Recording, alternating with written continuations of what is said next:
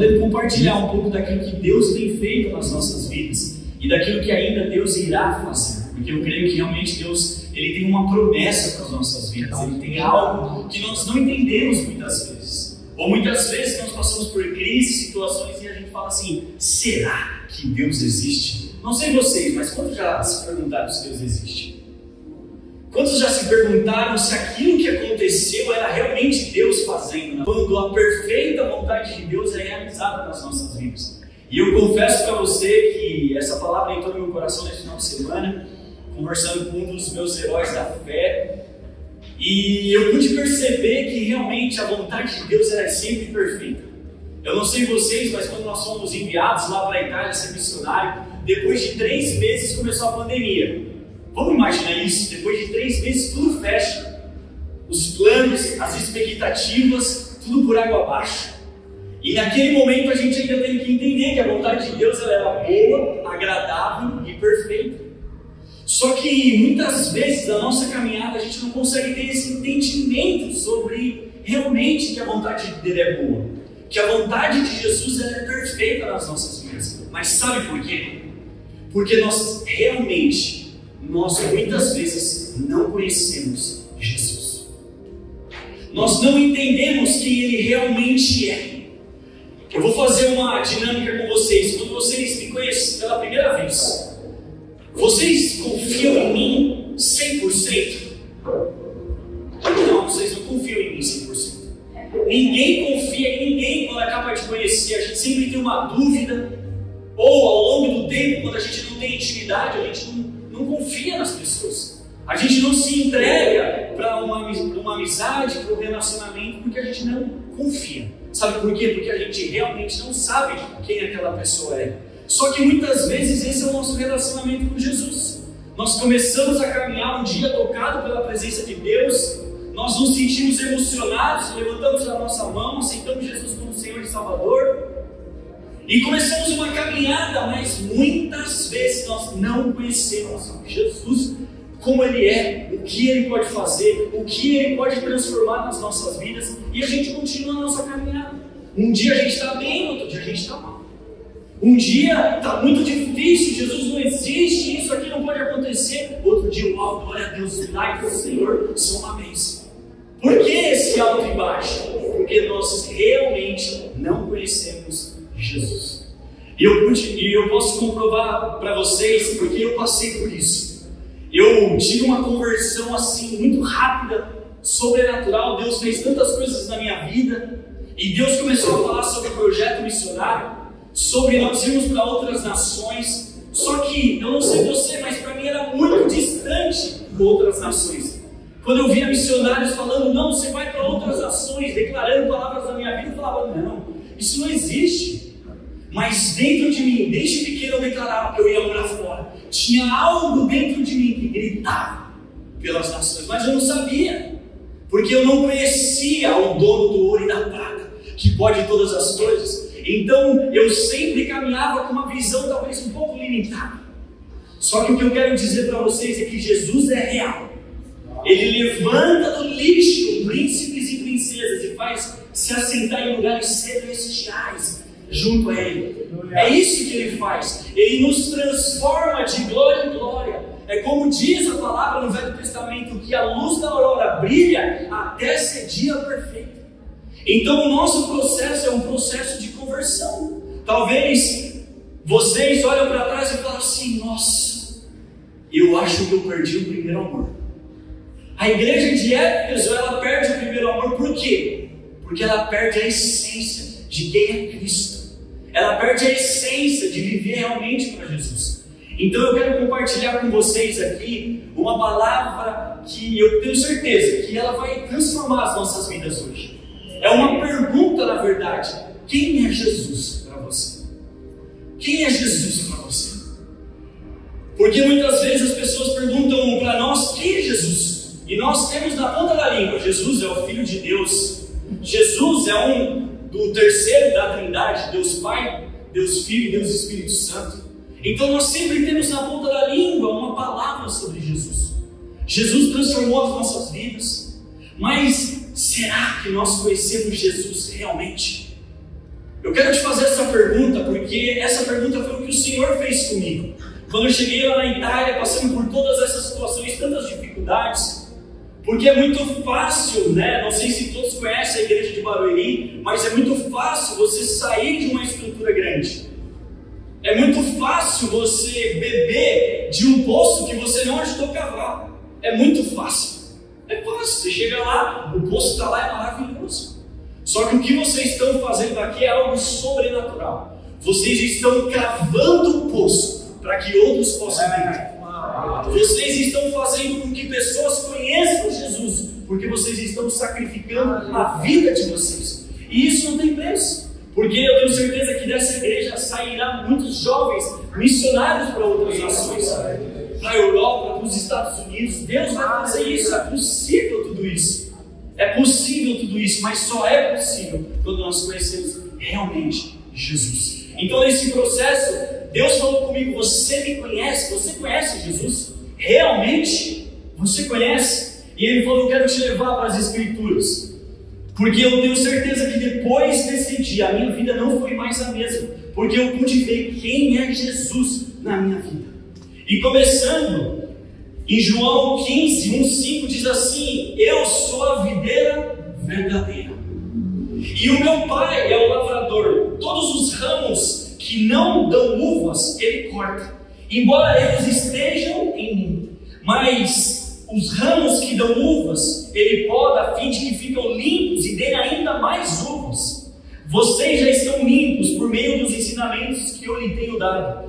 Continuem unidos comigo e eu continuarei unidos com vocês. Pois assim como o ramo só dá uvas quando está unido com uma planta, assim também vocês só podem dar fruto se ficarem unidos comigo. E aqui a gente não está falando de frutos de conversão de multidões de pessoas, a gente está falando de frutos do Espírito, frutos que transformam as nossas vidas. Então quem é a videira verdadeira? Jesus está se revelando a nós como a videira verdadeira. Se você estiver ligado em mim, eu começo a gerar frutos em vocês, eu começo a trazer tudo aquilo que os céus têm sobre a sua vida. É por isso que nós conhecemos essa palavra koinonia, que é um acesso que eu ligo os céus com a terra. Eu tenho esse acesso, então eu posso desfrutar daquilo que Jesus tem para a minha vida, porque Ele é a videira verdadeira. Ele é. Quando eu estou ligado com Ele, eu não tenho medo de nada, porque Ele é a videira verdadeira. Eu posso me conectar nele, dar muitos frutos. É aí que começa a transformação nas nossas vidas. Às vezes nós passamos anos tentando ter uma transformação, mas sabe por que nós não conseguimos? Porque não estamos ligados verdadeiramente na videira verdadeira. Porque quando nós estamos ligados, aquilo começa a trazer algo sobrenatural sobre as nossas vidas. Eu não quero ser místico, mas quando você assistiu Avatar 2, quando aquela mulher ela liga ali, aquele, né, é uma magia ali, é um negócio estranho, mas quando ela liga ali, só para exemplificar, ela liga ali e aquilo começa a trazer a memória. Para nós, o que Jesus está dizendo, se você ligar, não é ligar pegando sei lá o que ela pegava ali, mas é ligar realmente no Espírito, vocês irão dar frutos e frutos. E eu não vou trazer à memória somente o que te dá esperança, mas eu vou te dar dias melhores, dias perfeitos para viver, porque eu sou a videira verdadeira. Mas ele continua, porque ele não é só a videira verdadeira. Sabe quem Jesus é? O caminho. Jesus é o caminho. O que diz João 14,6? Diz assim: eu sou o caminho, a verdade e a vida. Ninguém vem ao Pai a não ser por mim, porque Ele nos liga ao Pai. Eu não sei se todos já viram, mas no Velho Testamento tem um tabernáculo, átrio, santo lugar e o santo dos santos. 3 portas que ligavam o sumo sacerdote para oferecer um sacrifício ali. E a primeira porta é o caminho que liga o átrio do santo lugar. A segunda porta que liga o santo lugar ao átrio, que liga o átrio do santo lugar, ela é a verdade. E que liga o santo lugar ao santo dos santos é a vida. Por isso que Jesus fala que o véu do santuário está rasgado, porque Ele pega na minha mão e na sua, caminha conosco para dentro do tabernáculo e nos coloca diante do Pai. O que o sumo sacerdote precisava fazer, agora não precisa mais. Você tem acesso direto ao Pai. É esse o nosso Jesus. Ele é o caminho. Ele é aquele que nos mostra o caminho que nós devemos seguir. Eu não sei vocês, mas nós sabemos quando nós pecamos, não é verdade? Dentro de nós ali tem alguma coisa. Você errou. Você pisou na bola. Porque Ele é o caminho, Ele sabe o caminho correto para nós seguirmos. E Ele pega nas nossas mãos e fala: ei, peraí, o caminho é esse. O caminho é esse, mas Ele não é chato como o Waze. Tenta sair do Waze para você ver. Rota errada, alternativa, rota alternativa. Não. Porque Ele sabe, Ele deseja a nossa presença. Mas é por isso que Ele dá o livre-arbítrio para nós. Porque Ele deseja a nossa presença por amor. Ele deseja a nossa presença por amor. Então é por isso que Ele nos mostra um caminho a seguir. Um caminho de transformação, um caminho de mudanças. É isso que Jesus é nas nossas vidas. Então quem é Jesus? Jesus é a videira. Jesus é o caminho que a gente deve seguir. E é um caminho que eu tenho certeza que nenhum de nós iremos se frustrar. Porque é um caminho íntegro, um caminho justo, um caminho que traz paz no nosso coração. Alguém aqui que já seguiu os planos de Deus teve medo? Tem medo. Porque por mais que nós passamos pela sombra da morte, Ele está conosco, segurando as nossas mãos. O próprio Deus que criou todas as coisas. É Ele que está segurando a nossa mão no caminho que nós temos que andar. Ele está dizendo: eu estou com você. Eu vou com você por onde você andar. Então é por isso que nós precisamos confiar, porque Ele é o caminho. Ele é o caminho. Mas Ele não é só o caminho. Ele não é só a respeito. Ele não só é a videira, Ele não só é o caminho, mas sabe o que Jesus é também nas nossas vidas? Ele é ressurreição e vida. Olha o que Ele diz em João 11:25. Jesus lhe disse: eu sou a ressurreição e a vida. Aquele que crê em mim, ainda que morra, viverá. E quem vive e crê em mim, não morrerá eternamente.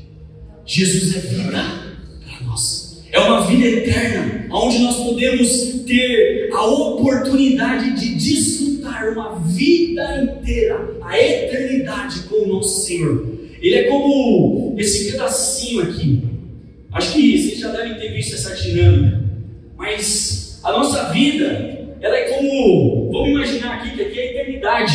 Não tem fim isso aqui. Não tem fim. Só que nós vivemos na Terra só esse pedacinho aqui. Só esse pedacinho. E passa muito rápido. Eu não sei vocês. Hoje eu tenho 17, mas eu lembro quando eu tinha 8. Passa muito rápido. Passa muito rápido as nossas vidas. Talvez você pergunta para uma pessoa de 90 anos, jovem ainda, jovem, 90 anos é jovem. E você pergunta assim: como que foi sua vida? Primeira coisa que eu tenho certeza: passou muito rápido. Porque passa muito rápido. E a gente acaba não se dando conta de que nós podemos perder toda essa eternidade por conta disso aqui. E aí o que acontece? Nós começamos a se entregar pelos nossos prazeres, as nossas vontades, os nossos desejos, por conta desse pequeno espaço aqui. Porque a gente não tem visão a longo prazo. Nós somos muito momentâneos. Nós não conseguimos ter uma visão da eternidade. Mas só que quando Jesus ele diz aqui para nós que Ele é a vida, Ele é a ressurreição, Ele está dizendo assim: se você morrer e estiver nos meus caminhos, você vai viver uma vida eterna comigo. Isso não tem preço para nós. É uma vida eterna com Jesus. É por isso que Ele se entregou por nós. É por isso que Ele pagou um preço. Então quando as pessoas perguntarem: quem é Jesus? Ele é ressurreição e vida. Ele me entregou algo muito precioso. Ele colocou em mim um senso pela eternidade. Eu não sei vocês, mas todos nós temos um vazio dentro de nós, que só pode ser preenchido com Jesus. Porque Ele tem isso dentro de nós. É Ele que gera esse senso da eternidade nos nossos corações. Só que Jesus não é só a ressurreição e a vida. Sabe quem Jesus é? A porta das ovelhas. A porta das ovelhas. João 10, 7, 9 diz assim: portanto, Jesus lhes novamente falou: eu lhes asseguro que sou a porta das ovelhas. Todos que vierem antes de mim eram ladrões e assaltantes, mas as ovelhas não ouviram. Eu sou a porta. Quem entrar por mim será salvo. Ele entrará e sairá e encontrará pastagem. Jesus está dizendo aqui para nós que Ele é a porta das ovelhas. O que significa ser a porta das ovelhas? Sabe o que significa? A porta que nós precisamos entrar. Porque a palavra diz aqui que Ele entrará junto conosco e Ele providenciará pastagem. O que é a pastagem para uma ovelha? É o alimento mais precioso, mais gostoso que uma ovelha come. Então, Jesus está exemplificando que se nós entrarmos por uma porta, nós seremos saciados pela presença dEle. Jesus está dizendo isso para nós: nós seremos saciados, nada mais importa para mim, porque eu entro por essa porta e eu tenho a plena convicção, a plena revelação que eu sou saciado pela palavra. Só que muitas vezes nós tentamos forçar muitos caminhos, tentamos abrir portas que Deus não abriu. E deixa eu te falar, o diabo também coloca portas, achando que é coisas sobrenaturais, sensacionais para nós. Mas sabe o que acontece? Depois que o diabo abre a porta, ele não garante a pastagem, ele não garante o alimento, ele garante a frustração, a tristeza e a decepção. É por isso que Jesus diz: vem a mim, eu sou a porta das ovelhas, entra, ceia comigo. É por isso que nós temos todos os dias a oportunidade de ter um banquete diante de Deus, de intimidade com Ele, de viver essa vida de intimidade com Ele. É um banquete todos os dias, onde nós nos alimentamos da palavra, onde nós meditamos e somos transformados por ela. Quantos de nós, lendo uma palavra, fomos transformados? Cara, aquilo que eu estava fazendo não é certo. Quantos de nós somos transformados por essa palavra? É o que Jesus está dizendo: eu sou a porta das ovelhas, eu sou essa porta. Mas não basta, Jesus é realmente incrível. Ele é, como eu falei, a videira, o caminho, a ressurreição, a porta das ovelhas. Mas sabe quem Jesus é também? A luz do mundo. A luz do mundo. Jesus diz em João 8,12: ei, eu sou a luz do mundo, quem me segue não andará em trevas, mas terá a luz da vida. A luz da vida, Ele é a luz do mundo. Só que muitas vezes nós estamos procurando luzes. Eu não sei vocês, mas lá na Itália tem muitas luzes. As luzes do Instagram, as luzes da TV, as luzes da guerra, as luzes de uma epidemia que está voltando. São muitas luzes. E a gente começa a olhar para aquela luz e começa a ficar encantado. Aquilo começa a brilhar os nossos olhos, aquilo começa a encantar os nossos olhos. É como um jovem que está para se relacionar. O diabo ele coloca luzes para brilhar, mas ele não é a luz do mundo. Ele só coloca luzes de um relacionamento que não é para você entrar, luzes de situações que você sabe que está errado aquela situação. Só que Jesus está dizendo: ei, olha para mim, eu sou a luz do mundo. Eu sou a luz do mundo. E é isso que nós precisamos entender, que quando nós andamos na luz, nós não temos medo. Hoje eu estava sentado na mesa com uma pessoa, ele falou que tinha medo de assombração, de fantasmas. E é tão interessante, mas eu tenho quase certeza, se a gente pedir para levantar a mão aqui, muitos vão levantar também, até eu. Mas não é que a gente tem medo de fantasma, é que a escuridão gera medo em nós. A escuridão gera medo em nós. Então o que a gente faz? Deixa uma luz acesa para dormir. Não levanta a mão, gente, quem faz isso, pelo amor de Deus. A gente muitas vezes deixa a luz do celular para cima. A gente cria artimanhas para não ficar no escuro. Ou quando você está passando numa rua muito escura, como que você passa? Orando em línguas, e pisa no negócio para afastar tudo ali. Por quê? Porque a gente tem medo da escuridão. É normal, a gente tem medo da escuridão. E é por isso que Jesus, sabendo disso, ele diz: Ei, eu sou a luz do mundo. Eu sou a luz do mundo. Se você me seguir, você não terá medo nenhum, porque eu vou clarear os seus caminhos. Eu vou clarear os seus caminhos. Então, muitas vezes nós não conseguimos entender isso.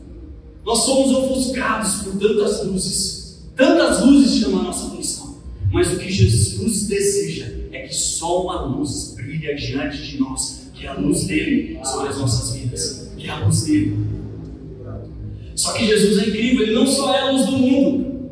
Sabe quem Jesus é? O bom pastor.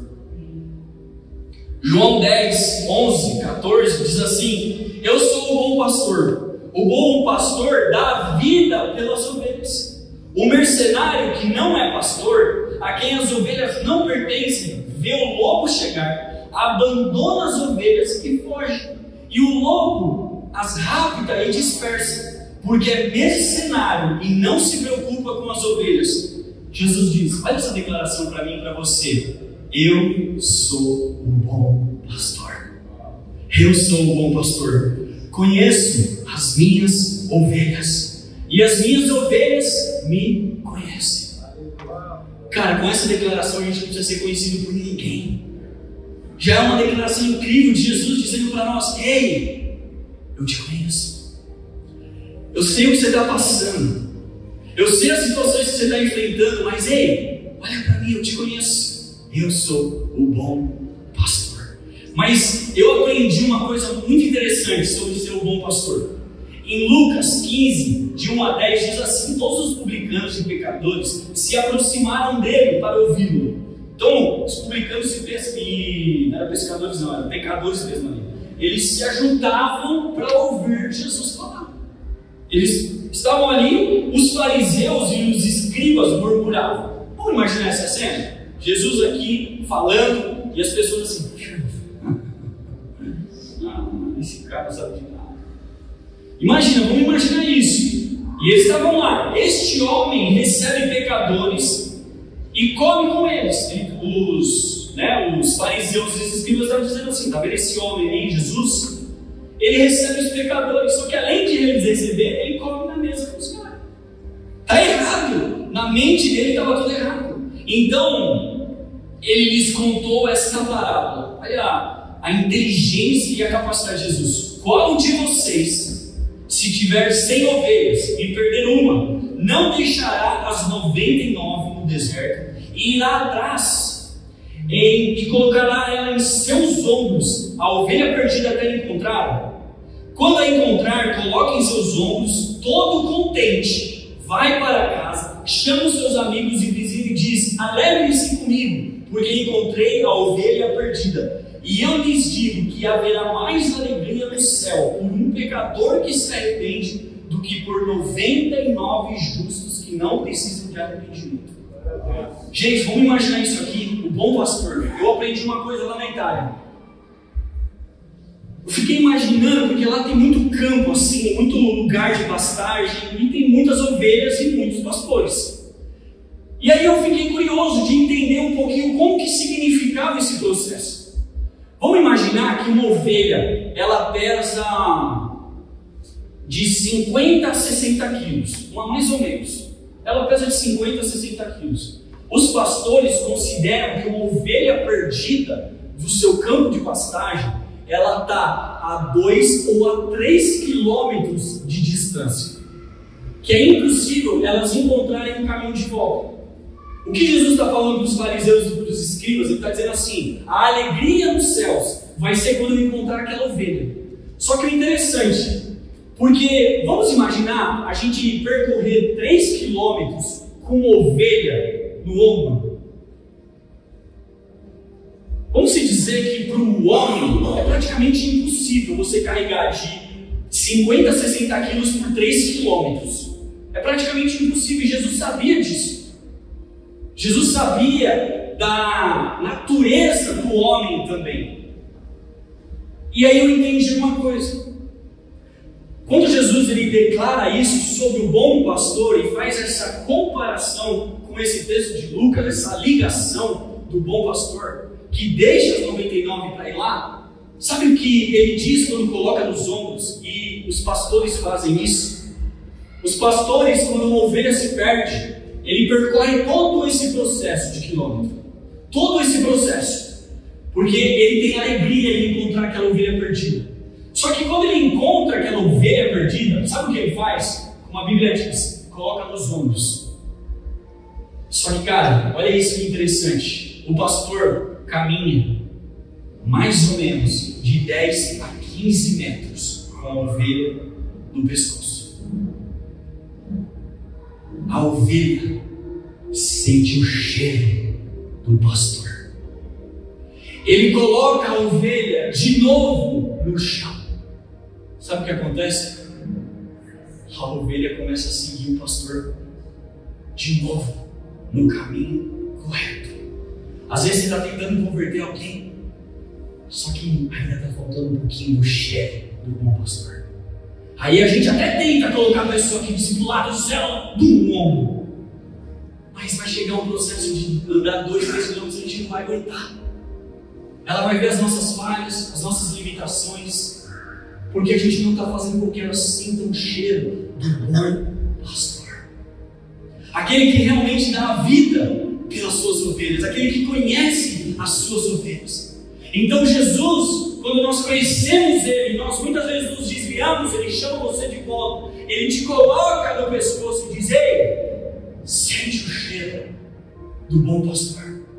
E quando nós sentimos esse cheiro, é impossível nós sabermos que não é Cristo que nos resgatou da morte, do desfiladeiro, para nos dar uma vida eterna. É isso que o bom pastor faz. Ele resgata as suas ovelhas e diz: ei, sente o cheiro, eu estou aqui, é muito melhor do que qualquer Dolce & Gabbana. É o perfume do bom pastor sobre as nossas vidas, e nós temos acesso a isso, a esse perfume todos os dias. A minha pergunta é: qual perfume você está exalando hoje? Jequiti? Qual o perfume que nós estamos exalando para as pessoas? É essa a pergunta que nós temos que fazer.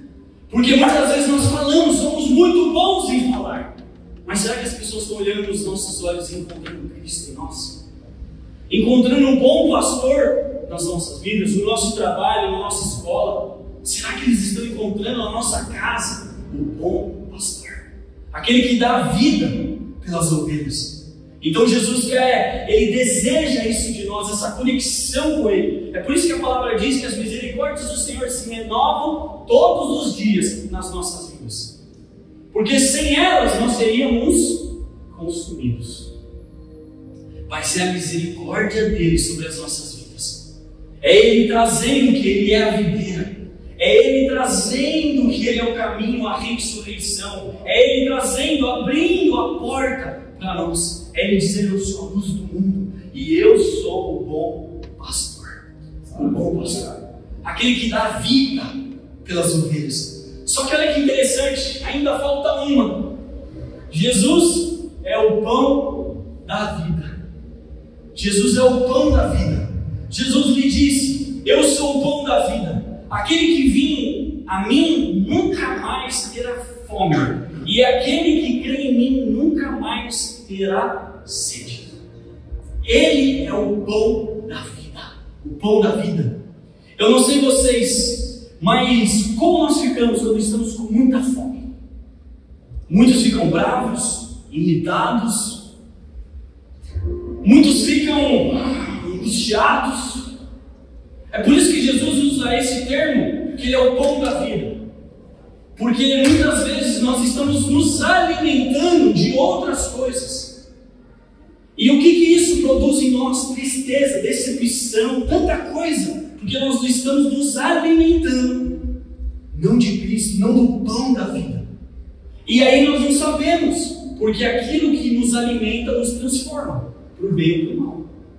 Então, se nós estamos nos alimentando, vamos dizer, vou pegar aqui mal, comendo muito doce, comendo muita coisa, o que acontece? Uma hora o corpo começa a reagir, que nós não estamos bem. Isso é com o nosso espírito. Isso é com a nossa alma, porque muitas vezes nós não estamos alimentando o espírito, estamos alimentando a nossa alma. E o que é alimentar a alma? As nossas vontades, os nossos desejos. Nós queremos ser alimentados o tempo todo pelos nossos desejos. Eu tenho vontade disso, então eu tenho que fazer. Eu tenho vontade daquilo. Qual que é a desculpa que a humanidade tem usado? Segue seu coração. Vai lá, segue seu coração. Ah, é para se separar? Ok, segue seu coração. É o que está todo mundo dizendo. Ah, é para fazer isso? Não, mas assim, segue seu coração.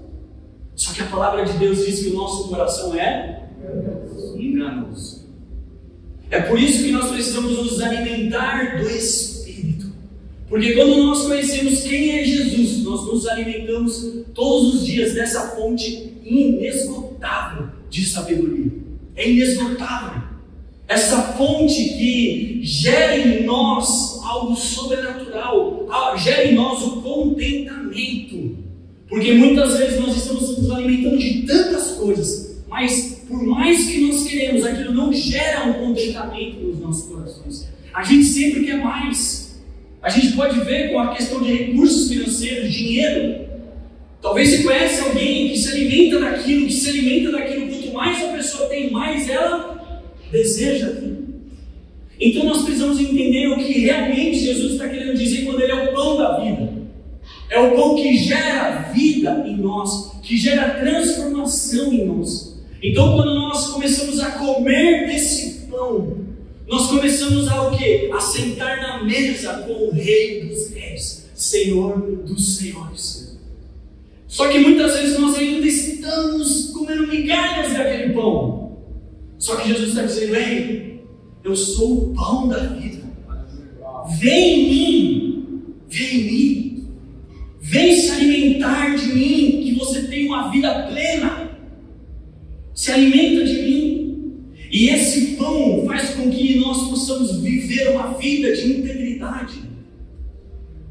Faz com que nós possamos viver uma vida que vale a pena viver. Como nós conhecemos uma frase muito famosa que o nosso pastor Melvin declarava há muitos anos atrás: eu só tenho uma vida e ela logo passará. Somente o que foi feito para Cristo permanecerá.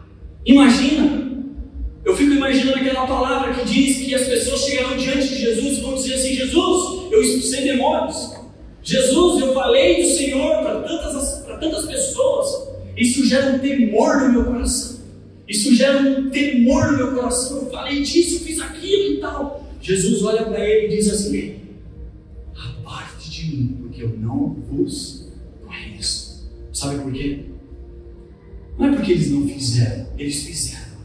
Mas Jesus ama a intimidade mais do que a produtividade. Ele não quer que nós sejamos produtivos, Ele quer que nós sejamos íntimos. Porque a intimidade produz frutos. É o que Ele deseja de nós. Só que muitas vezes nós queremos produtividade. E eu tive que ir para lá, para outro lugar, para aprender sobre isso. Porque muitas vezes nós queremos fazer tudo muito rápido, multiplicar tudo muito rápido. E Jesus quer dizer: ei, para! Eu quero intimidade. Eu quero mesa. Eu quero sentar com você na mesa. E eu não sei vocês, mas nós estávamos na casa dos meus cunhados. Não dá vontade de sair da mesa, porque é muito bom estar ali, comendo muito bom. Ela faz uma lasanha melhor do que a dos italianos, já imagino isso. Então assim, isso é intimidade. Quando você está numa mesa assim, você deseja sair? Você não deseja sair, você quer continuar. Passa horas, passa o tempo, você quer estar ali. Porque aquilo é intimidade. É intimidade. Só que muitas vezes nós estamos se enganando e nós queremos gerar produtividade nesses ambientes. Nós queremos ser produtivos, mas pensando em nós, fazendo com que as nossas vontades sejam realizadas. Só que a pergunta que eu tenho para fazer para vocês: será que hoje nós conhecemos Jesus? Será que hoje nós podemos desfrutar desse pão da vida que gera em nós vida e vida abundante? Abundante. É essa vida que nos faz ser transformado dia após dia. Nós estamos em um processo de transformação. É isso que Jesus quer mostrar para nós, que Ele é esse processo. Ele ama o processo de transformação nas nossas vidas. Então, quando Jesus vai lá em Apocalipse 2, ele confronta a igreja de Éfeso: ei, vocês perderam o primeiro amor.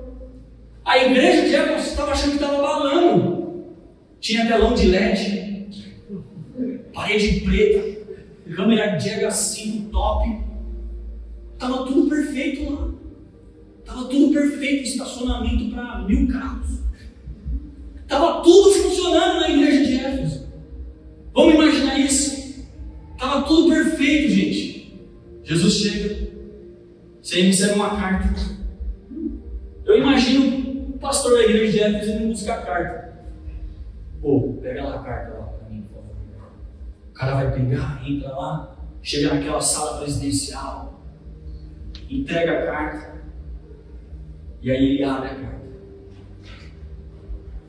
Volte ao primeiro amor. Vamos imaginar isso. Só que às vezes isso é nas nossas vidas. A gente acha que a gente está abafando.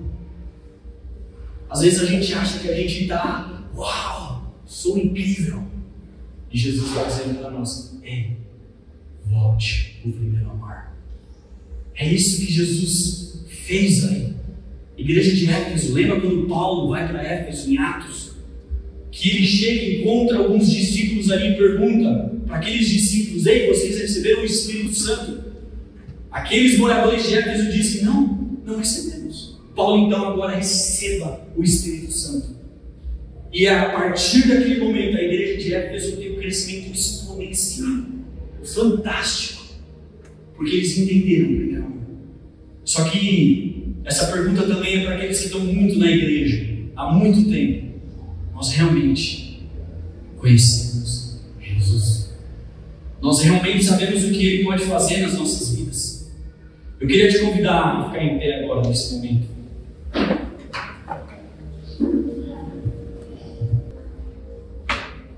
Eu queria que você fechasse seus olhos. Eu queria te convidar, por favor, feche seus olhos. Porque, como eu li João, todos esses versículos estão em João. E é interessante porque João, ele se define como o apóstolo do amor. Ele se define como o mais amado. Textos para mim, não é porque ele se sentia o melhor, mas é porque ele conhecia Cristo. Ele tinha intimidade com Cristo. Ele sabia que Jesus, Ele era o caminho, Ele era a ressurreição e a vida, Ele era a porta das ovelhas, Ele era a luz do mundo, o bom pastor, Ele era o pão da vida. Senhor, a minha oração agora é para que o Teu Espírito venha trazer convencimento disso. Essa pergunta, Senhor, que ocupou nos meus ouvidos, que possa ocupar: quem é Jesus na luz? De forma individual, eu tenho certeza, Espírito Santo, que o Senhor pode trazer a clareza agora de quem é o Senhor. Senhor, obrigado, porque todos aqui te conhecem. Todos aqui sabem quem é o Senhor. Senhor, eu tenho convicção que nós iremos ver uma igreja poderosa sobre a cidade de Osasco. Uma igreja, Senhor, aonde a Tua presença é mais forte do que qualquer outra coisa. Uma igreja que vai entrar em todos os cantos dessa cidade. Uma igreja que vai trazer transformação social. Eu declaro sobre essa igreja: jovens serão enviados daqui. Jovens sairão daqui, Senhor, para implantar igrejas em outros lugares. Em nome de Jesus, eu declaro a Tua graça, a Tua bondade sobre a Tua igreja. Obrigado, Jesus, por esse tempo.